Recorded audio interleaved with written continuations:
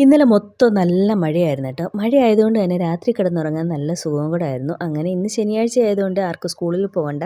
8 മണിയാകുമ്പം ഡ്യൂട്ടിക്ക് പോയാൽ മതിയല്ലോ എന്നൊക്കെ വിചാരിച്ചിട്ട് കുറച്ചധികം നേരം കിടന്നുറങ്ങി. അങ്ങനെ ഉറങ്ങി ഉറങ്ങി 7 മണിയായി ചാടി എഴുന്നേറ്റപ്പം. പിന്നെ പെട്ടെന്ന് അല്ലേലും ഇവിടെ ശനി ഞായർ ദിവസങ്ങളിൽ തട്ടിക്കൂട്ട് ബ്രേക്ക്ഫാസ്റ്റാണ്.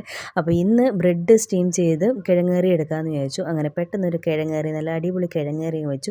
മിക്കവാറും ദിവസങ്ങളിൽ ഞാൻ ഈ കിഴങ്ങേറി വെക്കുമ്പോൾ അറിയാതെ മഞ്ഞപ്പൊടി അങ്ങ് ചേർത്ത് പോകും കേട്ടോ. ഇന്നതുകൊണ്ട് ഓർത്ത് സൂക്ഷിച്ചാണ് ചെയ്തത് കേട്ടോ. അല്ലെങ്കിൽ മഞ്ഞ കളറ് കിഴങ്ങറിയാണ് ഞാൻ മിക്കവാറും വെക്കുന്നത്.